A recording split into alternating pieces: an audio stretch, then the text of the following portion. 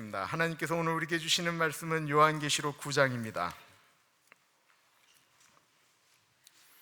요한계시록 9장 13절에서부터 21절까지 말씀인데요, 교도하겠고 마지막 절은 같이 읽도록 하겠습니다. 요한계시록 9장 13절에서부터 마지막 절까지, 마지막 절은 같이 읽습니다.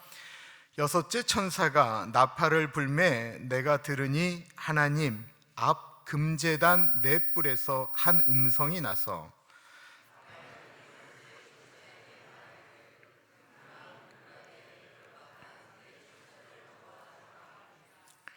네 천사가 놓였으니 그들은 그 년, 월, 일, 시에 이르러 사람 3분의 1을 죽이기로 준비된 자들이더라.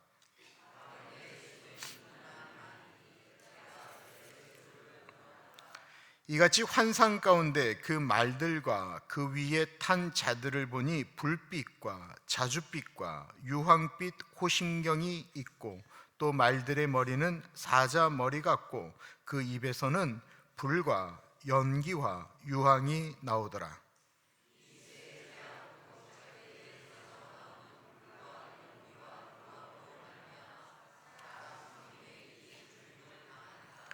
이 말들의 힘은 입과 꼬리에 있으니 꼬리는 뱀 같고 또 꼬리에 머리가 있어 이것으로 해하더라.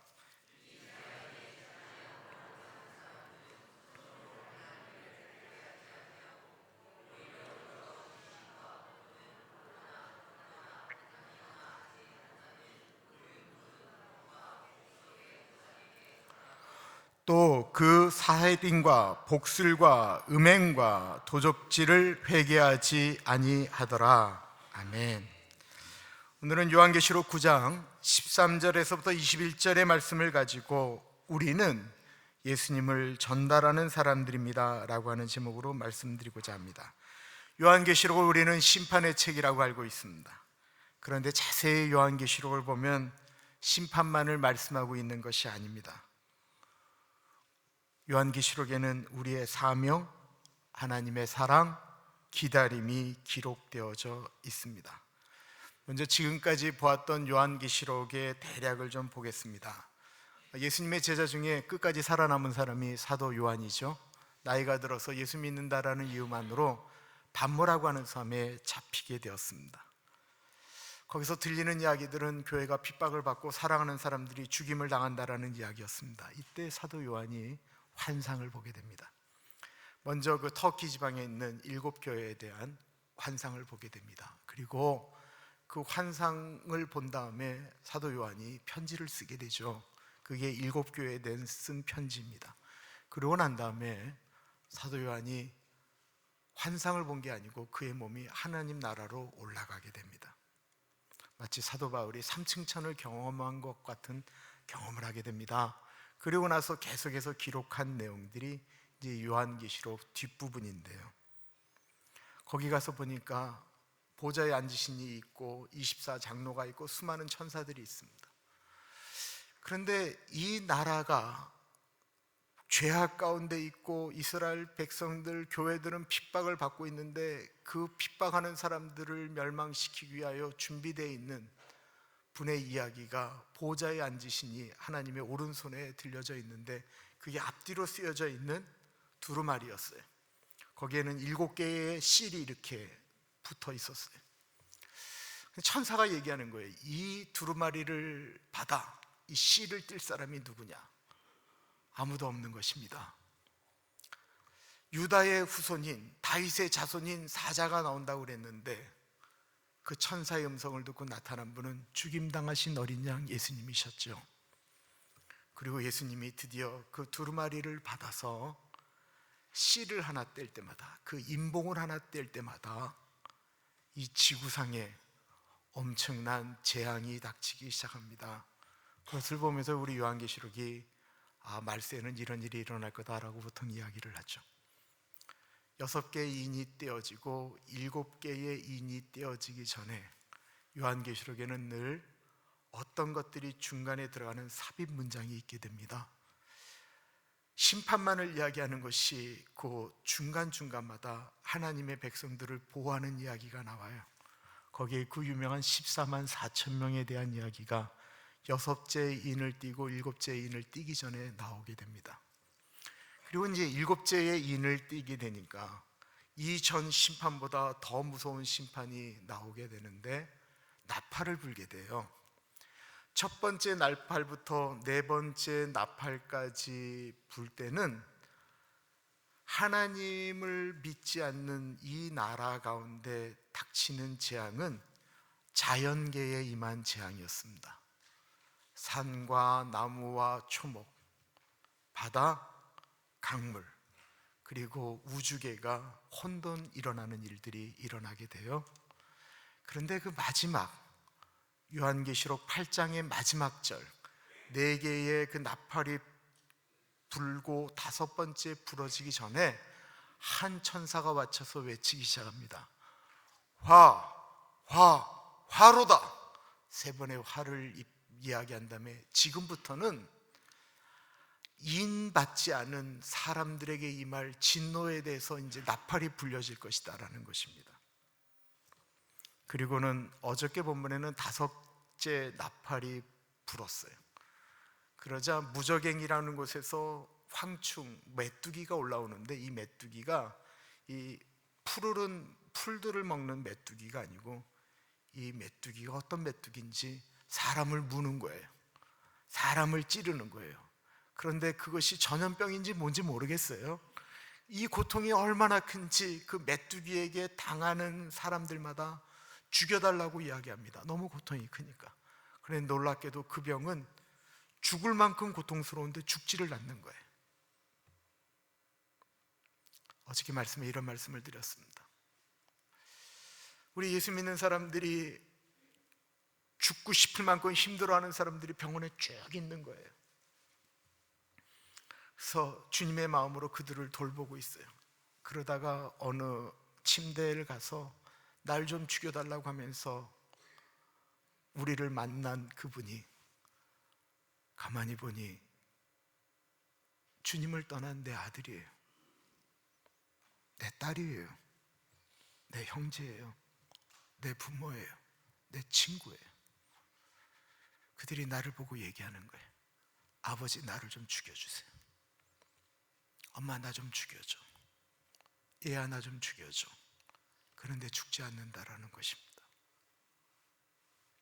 그리고 오늘 본문은 여섯째 나팔이 이제 나오는 것입니다. 죽을 만큼, 죽고 싶은데도 죽지 못할 만큼의 고통이 5개월 지나간다고 하는데요. 이게 뭐 진짜 우리가 얘기하는 5개월인지 아니면 어떤 진짜 기간을 이야기하는지 그건 잘 모르겠어요. 그러나 이스라엘의 메뚜기가 창궐하는 것은 4월부터 8월이니까 메뚜기의 창궐로는 5개월이 맞아요. 그리고 나서는 다시 회복이 되는 것 같아요. 이제 여섯 번째 나팔이 불면 그들이 그럼 주께로 돌아올까요? 보겠습니다. 13절 보세요. 여섯째 천사가 나팔을 불매 내가 들으니 하나님 앞 금제단 네 뿔에서 한 음성이 나서 나팔 소리가 들리자 하나님 앞에 있는 금제단에서 음성이 나오기 시작했습니다.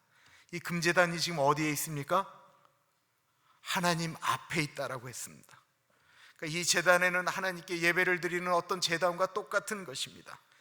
이 제단에서 무슨 일이 그 전에 있었을까요?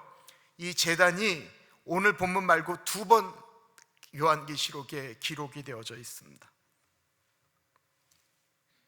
일곱 번째 인을 떼기 전에 이 제단이 다시 한번 나옵니다. 요한계시록 6장입니다.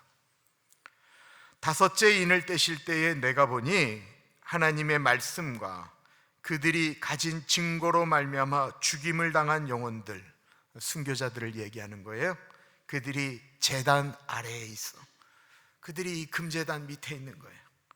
큰 소리로 이렇게 이야기합니다. 이르되 거룩하고 참되신 대주제여, 땅에 거하는 자들을 심판하여 우리 피를 갚아주지 아니하시기를 어느 때까지 하시려 하나이까 하니.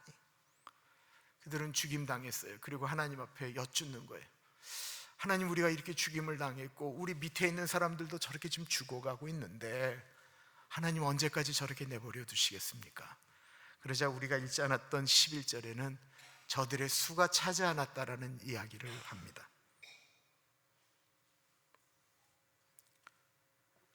우리는 심판이라고 하면 두렵게 생각할지 모르겠지만 이 심판하는 날이 언제입니까? 라고 하는 것은 죄악 가운데 머물다가 가는 사람들을 이야기하는 거고요.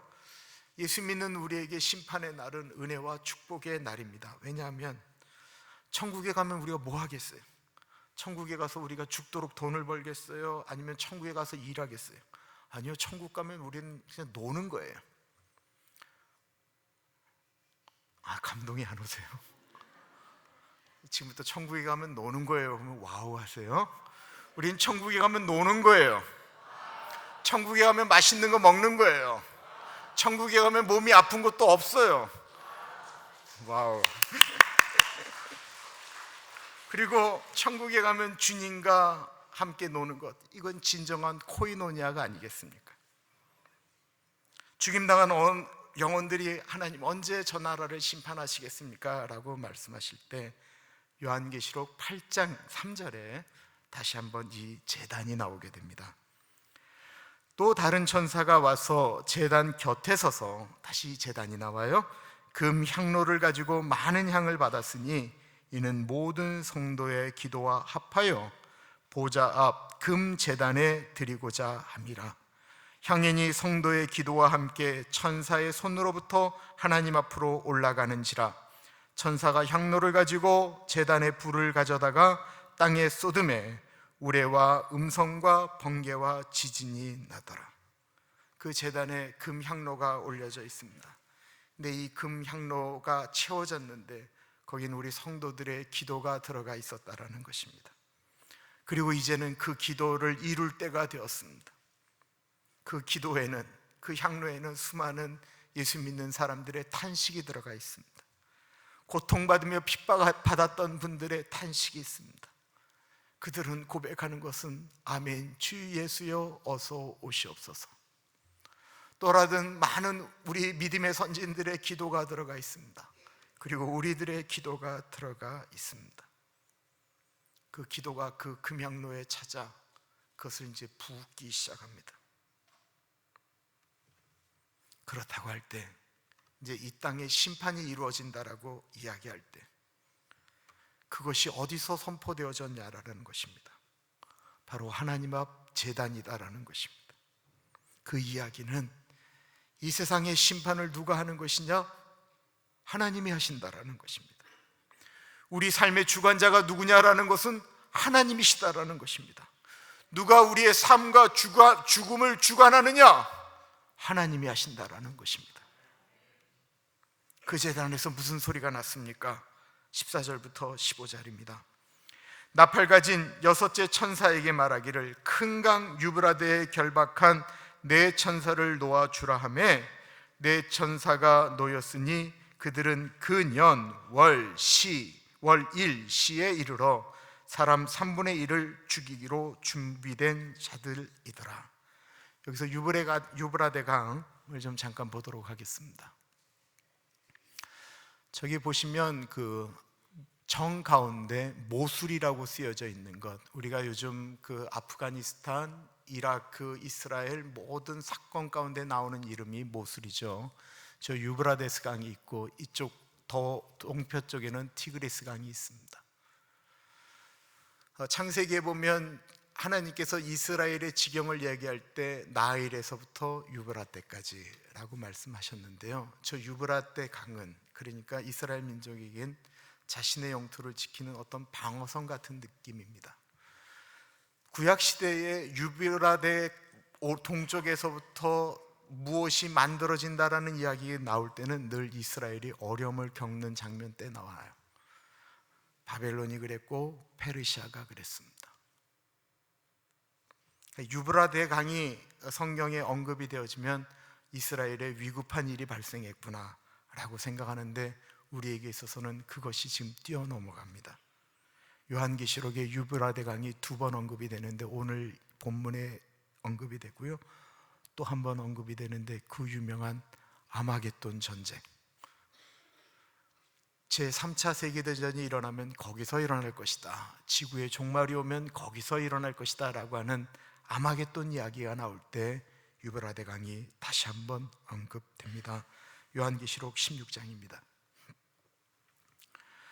또 여섯째 천사가 그 대접을 큰 강 유브라데에 쏟음에 강물이 말라서 동방에서 오는 왕들의 길이 예비되었더라. 또 내가 보매 개구리 같은 새 더러운 영이 용의 입과 짐승의 입과 거짓 선지자의 입에서 나오니 그들은 귀신의 영이라. 이적을 행하여 온 천하 왕들에게 가서 하나님 곧 전능하신 이의 큰 날에 있을 전쟁을 위하여 그들을 모으더라.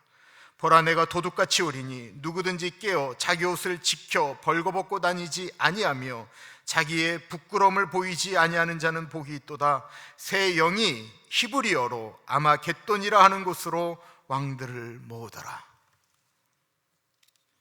대체로 우리가 지구의 종말이 온다고 한다면 이 지역에서 일어날 것이다 라고 하는 것은 성경을 근거로 이야기하고 있습니다. 그리고 20세기 중반부터 21세기까지 끊임없이 지금도 전쟁과 살육이 일어나는 곳이 이 지역이다라는 것입니다.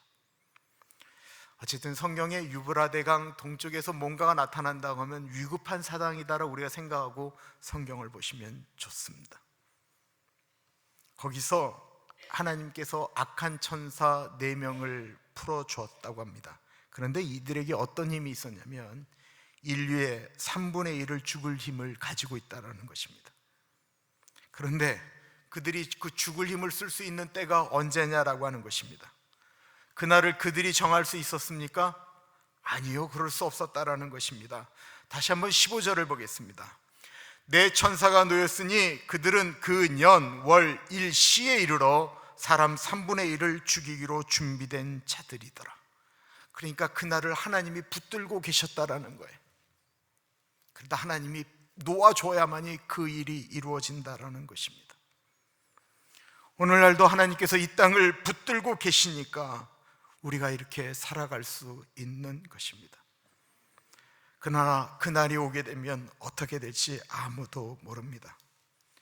아까 금제단 위에 금양로에는 성도들의 기도가 들어가 있다라고 고백하고 있습니다.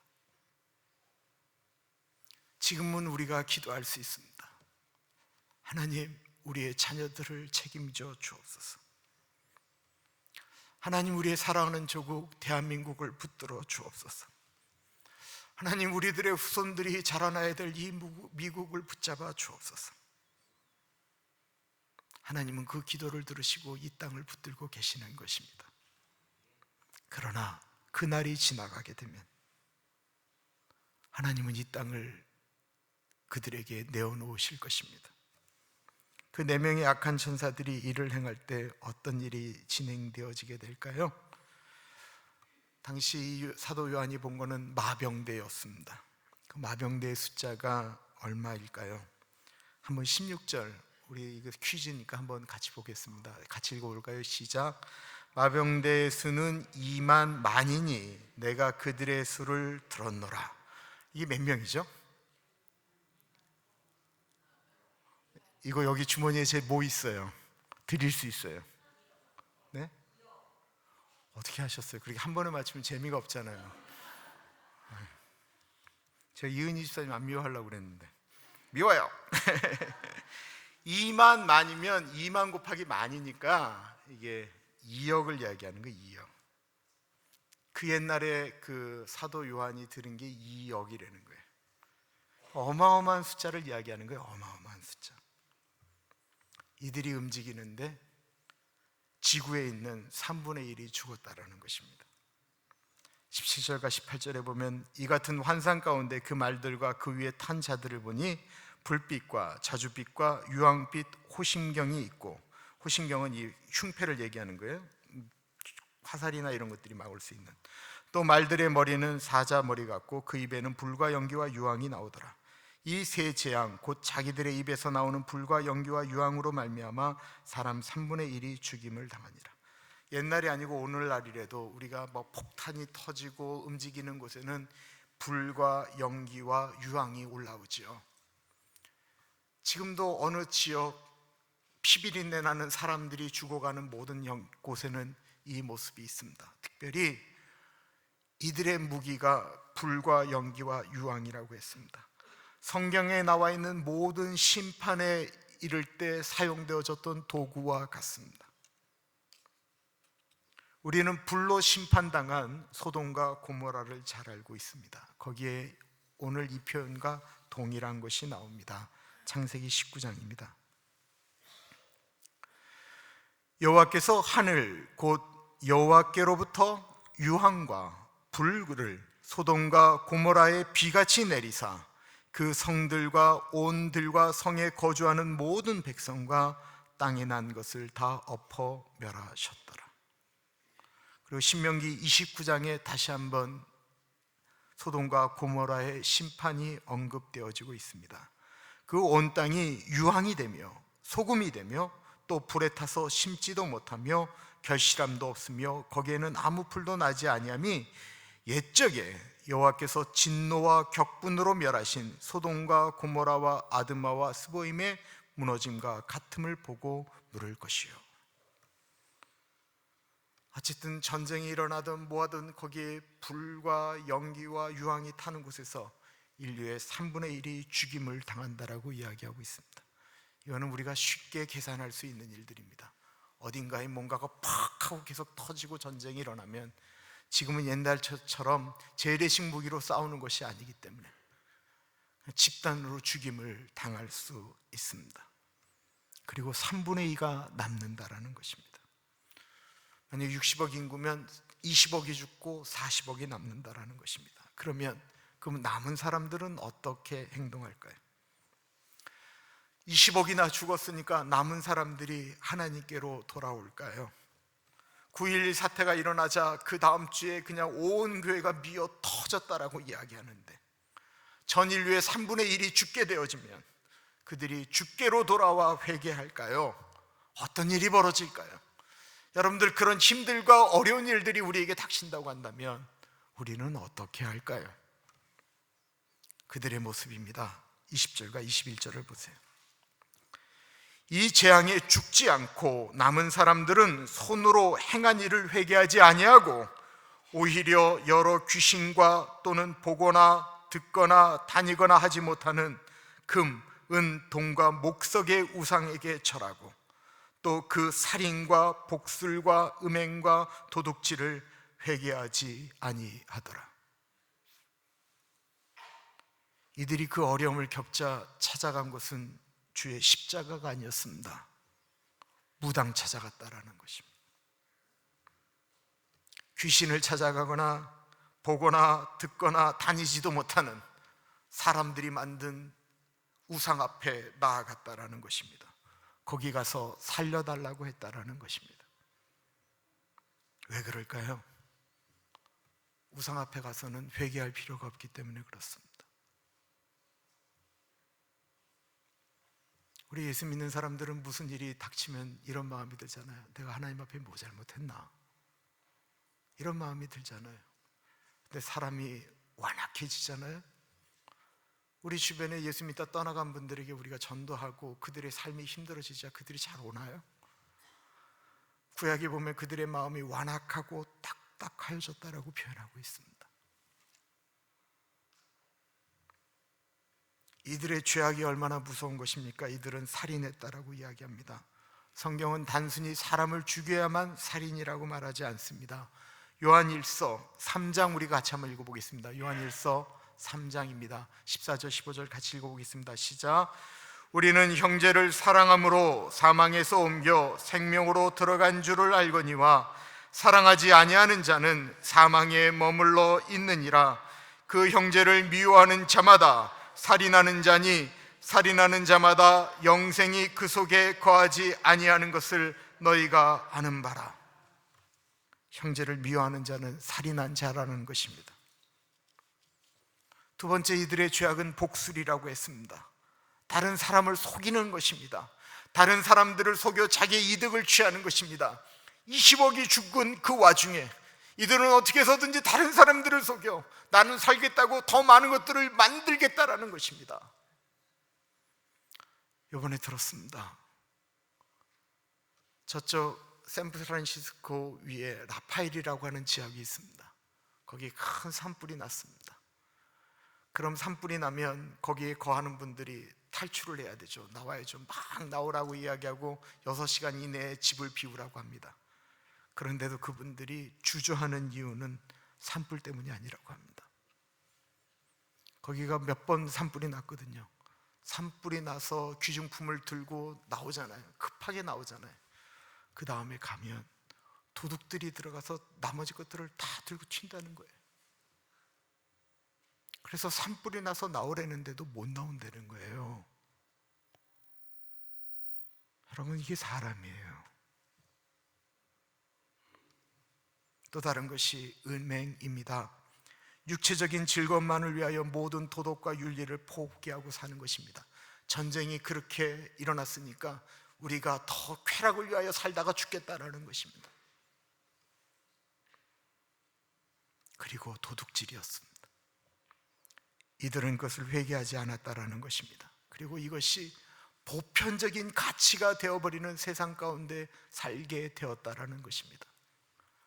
로마서 1장에 하나님의 심판에 대한 이야기가 이렇게 나오고 있습니다. 이게 오늘날과 얼마나 비슷한지 한번 느껴보십시오. 하나님의 진노가 불의로 진리를 막는 사람들의 모든 경건하지 않음과 불의에 대하여 하늘로부터 나타나나니 이는 하나님을 알만한 것이 그들 속에 보임이라. 하나님께서 이를 그들에게 보이셨느니라. 창세로부터 그의 보이지 아니하는 것들 곧 그의 영원하신 능력과 신성이 그가 만드신 만물에 분명히 보여 알려졌나니 그러므로 그들이 핑계하지 못할지니라.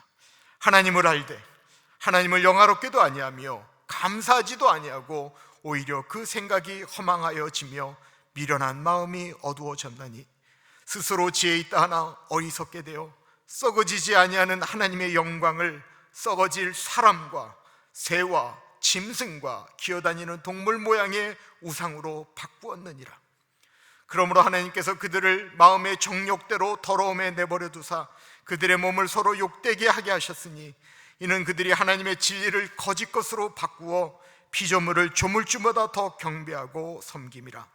주는 곧 영원히 찬송할 이시로다. 아멘.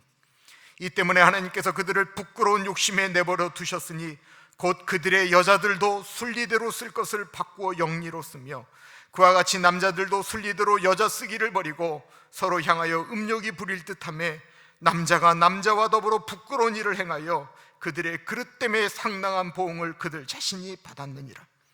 또한 그들이 마음에 하나님 두기를 싫어하며 하나님께서 그들을 그 상실한 마음대로 내버려 두사 합당하지 못한 일을 하게 하셨으니 곧 모든 불의, 추악, 탐욕, 악의가 가득한 자요 시기와 살인과 분쟁과 사기와 악독이 가득한 자요 뒤로 수근수근하는 자요 비방하는 자요 하나님께서 미워하시는 자요 능욕하는 자요 교만한 자요 자랑하는 자요 악을 도모하는 자요 부모를 거역하는 자요 우매한 자요 배악하는 자요 무정한 자요 무자비한 자라.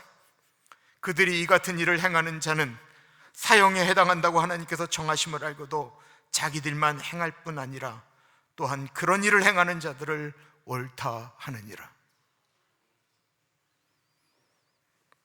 우리는 알게 되었습니다. 5째 나팔이 울려 죽을 만큼 고통스러워도 6째 나팔이 울려 세상에 큰 어려움이 오고 3분의 1이 죽어나가도 사람들이 하나님께로 돌아오지 않는다라는 것입니다. 그렇다고 한다면 우리는 이렇게 생각할 수 있습니다. 어차피 저들은 하나님께로 돌아오지 않는구나. 그럼 마지막 때를 생각하며 우리는 우리끼리 모여 하나님의 오실 것을 예비하면 되지 않겠는가? 그런데 아직도 종말의 나팔이 여기까지 오지 않았다라고 한다면 반대로 우리에게는 아직 시간이 있는 것 아니겠습니까? 아직 5째, 6째 나팔이 불지 않지 않았습니까? 우리는요, 이 세상이 주께로 돌아오게 할 책임을 가진 사람들입니다. 어디에서요? 우리가 사는 곳에서입니다. 성경은 우리를 가리켜 너희는 세상의 소금이고 빛이다라고 마태복음 5장에 말씀하고 있습니다. 너희는 세상의 소금이니 소금이 만일 그 맛을 잃으면 무엇으로 짜게 하리요? 후에는 아무 쓸데없어 다만 밖에 버려져 사람에게 밟힐 뿐이니라. 너희는 세상의 빛이라. 산 위에 있는 동네가 숨겨지지 못할 것이요 사람이 등불을 켜서 말 아래에 두지 아니하고 등경 위에 두나니 이러므로 집안 모든 사람에게 빛이 있느니라. 이같이 너희 빛이 사람 앞에 비치게 하여 그들로 너희 착한 행실을 보고 하늘에 계신 너희 아버지께 영광을 돌리게 하라. 우리가 예수 그리스도를 전달하는 방식은 예수님을 전하는 것 있지만 거기에 우리가 선행되어져야 될 것이 있다고 한다면 우리의 착한 행실이다라고 표현하고 있습니다. 예수님을 모시고 살아가는 우리에게 필요한 것은 착한 행실입니다. 그런데 이것이 어렵습니다. 왜냐하면 착한 행실은 대가를 지불하기 때문에 그렇습니다. 자존심도 내려놔야 될 때가 있고 손해보아야 될 때도 있습니다. 그래서 사람들이 대가를 지불하려고 하지 않습니다. 그래서 어쩌면 우리가 대가를 지불하지 않기 때문에 이 땅에 아직 푸른 예수의 계절이 못 오는 것입니다. 2015년 5월 12일부터 13일까지 저희 모교인 장로의 신학대학교에서 세계교회 협력센터에 아시아 선교 신학의 모색과 나눔이라는 주제로 포럼이 열렸습니다. 그 당시부터 중국 선교를 하던 제 친구들이 쫓겨나오기 시작했는데 제 사랑하는 형이 20년 중국 선교를 하다가 쫓겨났습니다. 너무 아픈 마음으로 은사 강연을 하셨던 교수님에게 질문을 던졌습니다. 이런 시대에 우리 그리스 인도는 어떻게 살아가야 합니까? 특히 선교사와 목회자는 어떻게 살아야 합니까? 그 질문을 받은 노 교수님이 이렇게 대답하였습니다. 선교사 아닌 목회자는 설교와 삶, 말과 행동이 어떻게 하면 같을까 하는 면에 전심전력해야 됩니다. 예수님의 성육신이 곧 말씀과 삶이 동일한 것을 말씀해 주는 것입니다. 신학생이든 목사든 선교사든 교인이든 우리 모두가 그렇게 살아야 합니다. 목사가 교인들에게 말만 하고 자신은 그렇게 살지 않고, 교수가 학생들에게 말만 하고 자신은 그렇게 살지 않고, 선교사가 현지인들에게 그렇게 살지 않으면서 강요해서는 안 됩니다. 물론 우리는 완전한 사람이 아닙니다. 그러나 예수님은 제자들에게 그렇게 살 것을 당부하셨습니다. 그래서 우리는 전심전력하여 지키고 행해야 합니다. 그리고 이 노 교수는 그 질문을 한 그 제자의 눈을 보면서 이렇게 이야기했습니다. 제 목사, 먼 훗날 내가 죽으면 내가 이렇게 말했다라고 꼭 전해주게. 자신의 삶이 얼마나 당당하면 그렇게 말할 수 있을까요? 선교사님들이 이 미국에 오면 꼭 찾아뵙고 싶은 분, 저희 교회도 오셨던 서정훈 총장님을 얘기하는 것입니다. 37년생이니 80이 넘으셨습니다. 그래도 제자들은 이 미국에 오면 어떻게든지 총장님을 한번 뵈려고 합니다. 이유는 제가 그분을 뵀던 기간만도 26년이 넘는데 동일하십니다. 우리가 그렇게 살아야 합니다. 우리가 말씀을 묵상하고 기도하고 우리가 예배 드렸으면 우리 그렇게 살려고 애써야 합니다. 물론 우리가 인간이기 때문에 그렇게 못 살 수 있지만 그래도 예수 믿는 우리들은 노력해야 됩니다. 어떻게 살아있는 하나님을 사람들이 경험할 수 있습니까? 경험 못해요. 우리가 보이지 않는 그 하나님이 살아계신 하나님인 것을 마치 우리가 섬기는 것처럼 섬겨야 보이지 않는 하나님이 살아계시는구나 그들이 알게 될 것입니다. 우리가 하나님의 말씀이 지금도 살아있는 것이다라고 믿고 그 말씀대로 살아가야 사람들은 하나님의 말씀이 지금도 사람의 마음을 움직이는구나 생각하게 될 것입니다. 기도하겠습니다. 참으로 존귀하신 하나님 아버지, 그때가 오기 전에 우리가 우리의 사는 모습으로 살아계신 하나님을, 우리를 위하여 죽으신 예수 그리스도를 증거하는 삶 살 수 있도록 인도하여 주옵소서. 하나님 아버지, 착한 행실을 행하는 것이 쉽지 않습니다. 그러나 주님이 원하시는 것입니다. 우리가 세상의 빛으로서, 우리가 세상의 소금으로서의 역할을 감당하지 않으면 이 세상에 빛이 없다고 말씀하셨습니다. 우리가 그 길을 감당하게 하여 주옵소서. 존귀하신 예수님 이름으로 기도드립니다. 아멘.